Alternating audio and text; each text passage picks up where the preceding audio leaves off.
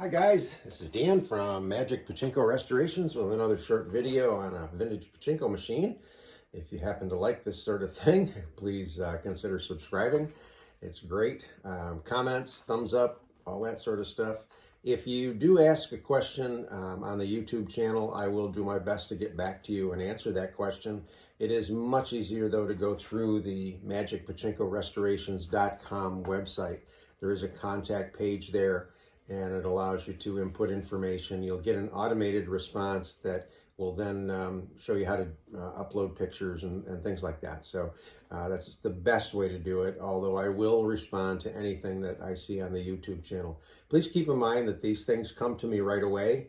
As soon as you input them, I know about them, and I will get back to you just as quick as possible. So if you leave a phone number, I'll call you. If you leave a text, I'll text you. If you leave an email, I'll email you, or all three. So I'm just that kind of guy. I want to get back to you right away and see what I can do for you. Okay, so this is a 1974 machine. I believe it's a new gin. I'm not 100% sure. I can't find any markings on it. And I should remember who made these curved edges. So if there's somebody out there that knows, please let me know. I've done a few of them, but I probably should know, but I don't. So this was a full restoration. A lot of work was done on this. There was a couple of things that we had to deal with. This is aluminum, and this will shine up really nicely when it's I use a wire wheel and a sanding, fine sandpaper. It'll shine up really nicely. Don't think it was a previous owner. I almost think maybe it was done in the factory, not 100% sure, but it had been sprayed with a chrome.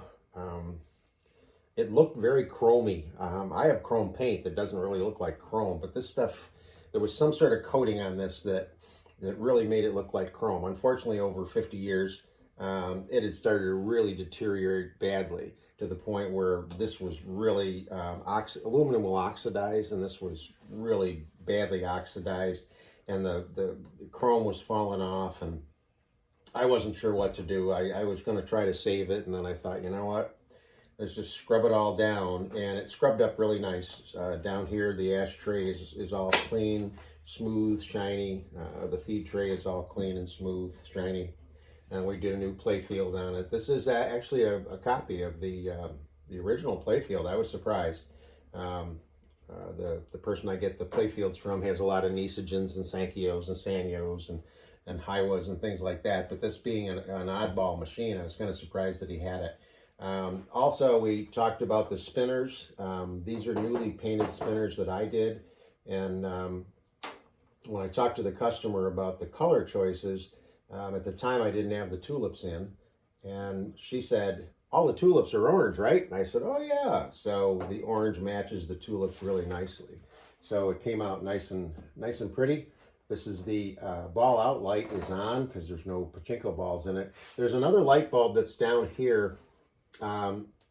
It's weird because normally there's a separate area for the two bulbs. The two bulbs are kind of jammed up in there, but I've got the jackpot light a little bit lower, and it will tend to light up this piece of yellow plastic, even though it's not opaque. It's like translucent.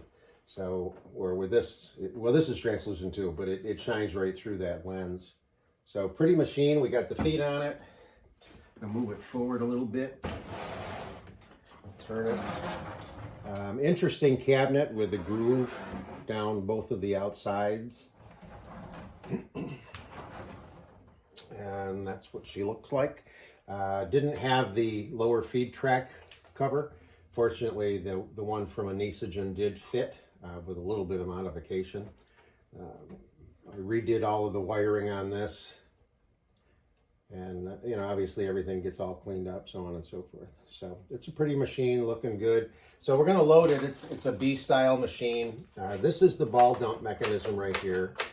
And when this is over, it allows these little L shapes to swing down like that with the weight of the balls. The balls will exit and drop out of the machine. When you get ready to load the machine, you want to make sure that these L's are sitting right here on this little bracket here, and that they can't swing way up See, they're stuck now. They can't swing up. And what that does is creates the bridge that allows them to go over and down into the jackpot chamber. Okay? So, as I always say, start out with just a handful. And what you should see is they just run through the system and into the jackpot chamber, and that's where they're going to stop. If they were to start coming out and falling on the floor, then you know you don't have the ball dump set right. Put another handful in. And again, you're just watching to make sure that you should have a double row of balls into the turnaround, a double row of balls going over into the jackpot. Everything looks good. So now you want to take the bulk of the balls that you have and throw them in the upper feed tray. So if you have, for example, 500 balls, you want 485 of them right here. This is critical to the operation of the machine. So it's all loaded up now. The only other thing you need to check is to make sure that your seesaw, which is in here, is tipped properly. And this seesaw is metal. It's sitting right in here, and it sits like this. That's the way you want it. If it's not, you just push up like that, and it will get it in the right position rather than being down like that. Okay. So this is ready to go. The ball out light has gone off because there's plenty of balls in there now. Okay, no ball out light. And now we take a handful of balls to play, and we start to feed them into the machine.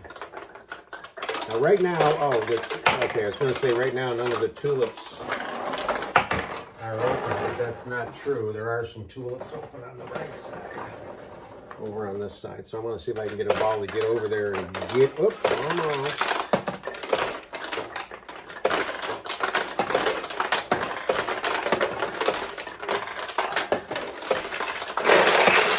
There's a win.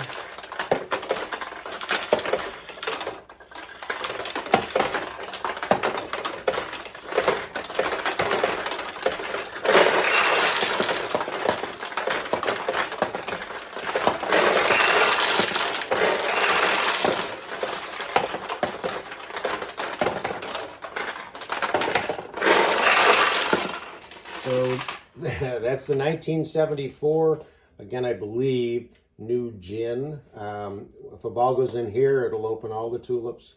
Same here. These are drop-through tulips. The ball drops through and into this tulip and then goes inside for the win. A variety of different ways the ball can go when it goes into the center attraction to open the tulips. When the tulips are open, you're going to win a whole bunch. When the tulips shut down, it's not anywhere as easy to get the win. But this is a fun machine to play. Hope you like it.